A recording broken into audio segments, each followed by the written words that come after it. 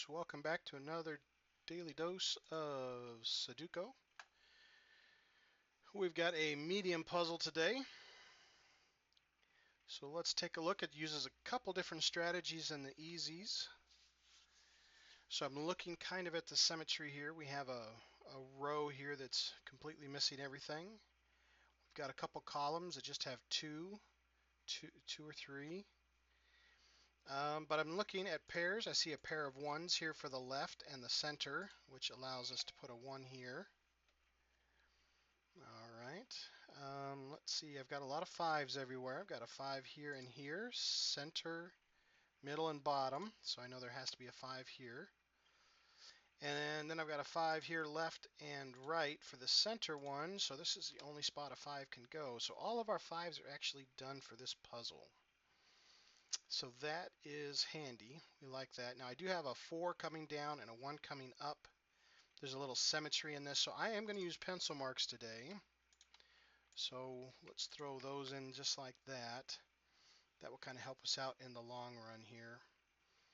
I do have a pair of eights here and here, top and middle, and I have an eight down the center. So our eight goes here. Okay, just kind of looking at pairs, I have a pair of nines, left and center, so I know a nine has to go here. I do have a one that comes across the bottom, so I know I have to have a one here. Okay, now I do have a three that comes across and a three that comes down the middle.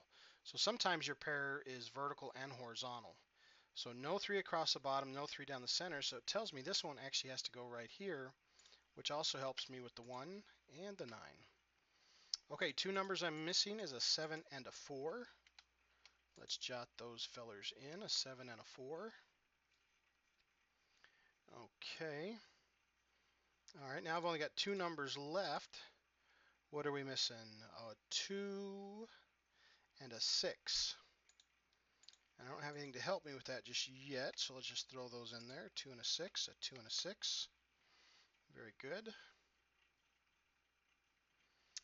All right, I do have some ones down here. I'm looking in this column. So up here, one of these has to be a 1. Okay. All right, now there's a 4 up here. There's some symmetry, so one of these two has to be a 4. Well, this one can't be a 4, so this one has to be the 4. All right. That's helpful. Okay, let's see what else we have that can help us out here. We have a 7 in the left. We have a 7 through the bottom, a 7 through the top. So this is actually the only spot left for a 7. Okay. What's the other number we're missing down here? Is a 3. Okay. All right, so I'm looking at this row really quick. When I heard about this 3, I saw this 3, and it tells me these two can't be a 3. So for this row, the only way to get a 3 is to put it here. Now this one has to be a 2 or a 6 because those are the only two numbers left, but we have a 6 here.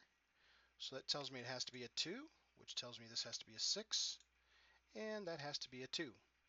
So that means I have the 1 and the 2 up here, but I do have a 2 here that helps me. So there's a 2, and there's our 1. All right, I got a pair of 2s over here, top and middle.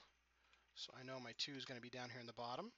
I have a pair of 1s here now, bottom and middle, and I have 1 coming up through the center. So only place left for a 1 is here. Got a 1 down the left, 1 through the center, so I now have a 1 here that matches this one, which that is good. Okay, let's see what else we have. All right, we do have an 8 that comes up through the middle, which tells me that one of these two has to be our 8. I have a 7 across the bottom, which means 7 has to be one of these two. 1, 2, 3, 4, 5. We need a 6, and I don't have anything to help me with the 6 just yet. 7, 8, 9. Okay, that is good. All right, okay.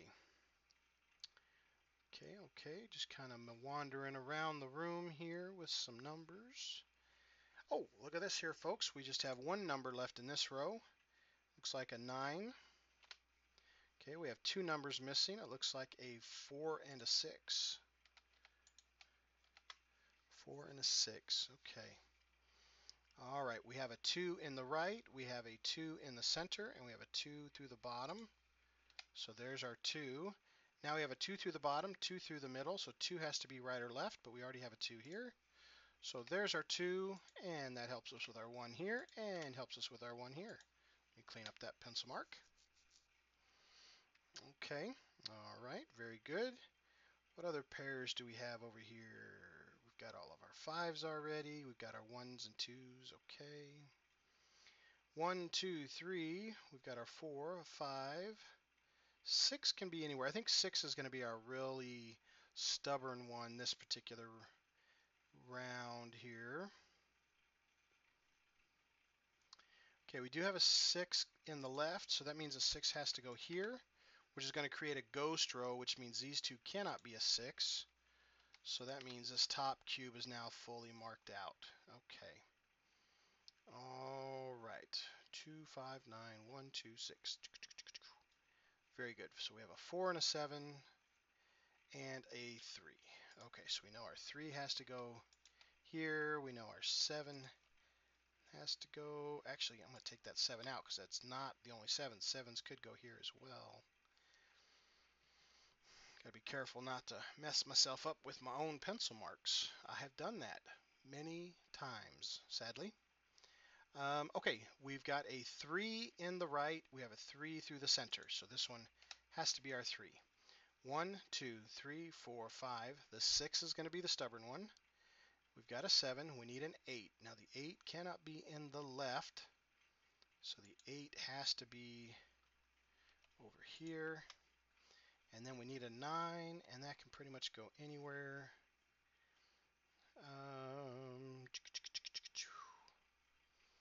Okay. Now what about this guy right here? We have a 2, a 6, and an 8. We cannot have a 2, but we could have the 6 or an 8. Okay, that row is now fully marked up. Okay. All right. Okay, let's see what else we've got. All right, we've got all, I'm going to go by numbers here. We've got all the 1s. Let's look for 2s, 2, 2, 2. Oh, look at that. See, I didn't mark my 2. Right there, I just forgot to update my mark. So I've got a 2 here that says no 2, or here. I got a 2 that says no 2 here. So this one has to be my 2. Now one of these two had to be my 8, so this one has to be my 8. All right, now this one can't be a 2, so now that one's a 6. That one's our 6, so this one is our 7. Okay, so now this one is our 6, which makes this one our 8. Just kind of updating our marks. We've got the 8 over here, so now this one is our 8. 1, 2, 3, 4, 5, 6, and a 9, it looks like. Do we have any help anywhere? Not just yet. Okay, so let's put those numbers in. A 6 and a 9, a 6 and a 9. Okay. All right, we're getting some numbers. What's the other number we're missing? A 4? Okay, so a 4 has to go here. Okay, now this matches our 4 over here. Now this right here is called a crisscross elimination, and usually that's required for hard and very hard puzzles. There's a 4. If this is a 4, that makes this a 4. If this is a 4, that makes this a 4. So it's a crisscross. And what that does is it tells you here in the center one, you cannot have a 4 in the left or the center because with this crisscross, it eliminates both of those rows. So in this particular cube, even though it's 3 of them, the 4 has to be here. You cannot have a 4 here or here, even though horizontally there's no elimination. But this crisscross pattern eliminates that number in those rows or those columns. And they can be together, they can be split.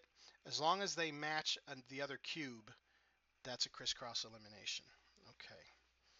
All right, I did notice the 8s right here. We have an 8 through the center now and an 8 through the right. So that makes this one our 8. Now over here we have an 8 through the bottom and and an 8 through the center, and an 8 through the top. So that makes this one our 8, which now only leaves one spot left for our 3. Okay. Now this one here is going to be the other 4 or 7 that this one is not. Okay, so see we got a lot of 4s there. Okay.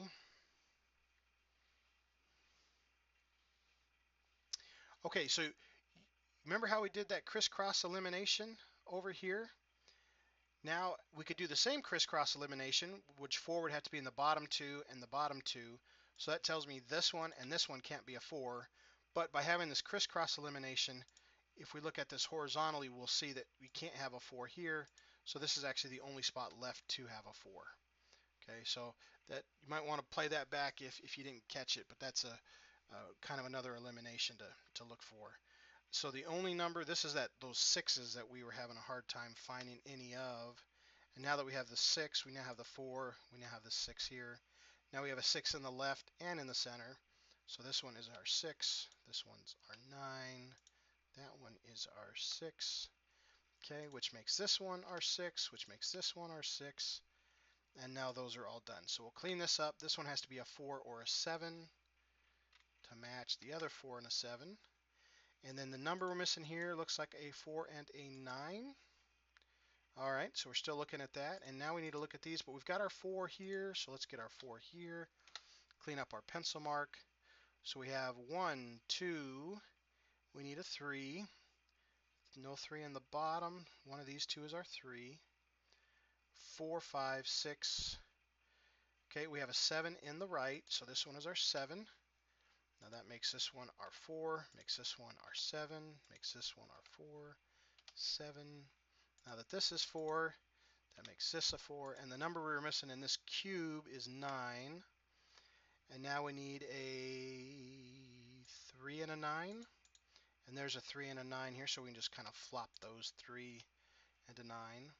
Okay, we've got one number horizontally, looks like a 9. Then we've got two numbers, which if we go this way, we just see that's actually just one number. We need a 3 and a 7. And there we go, folks. About 12 minutes to get those done on a medium puzzle. Normally that crisscross pattern isn't found until you get to the hards or the very hards, but it's kind of nice to see some of those other techniques and use them in some other puzzles. Once you got those techniques down, you can find lots of different ways to use them. Always do suggest, if you like, to pause it at the beginning, print you off a copy or two, and play along with, and see how far you get. Always welcome comments, suggestions, and challenges, and hope you guys all have a good day. Thanks for watching, and we'll see you next time. Bye.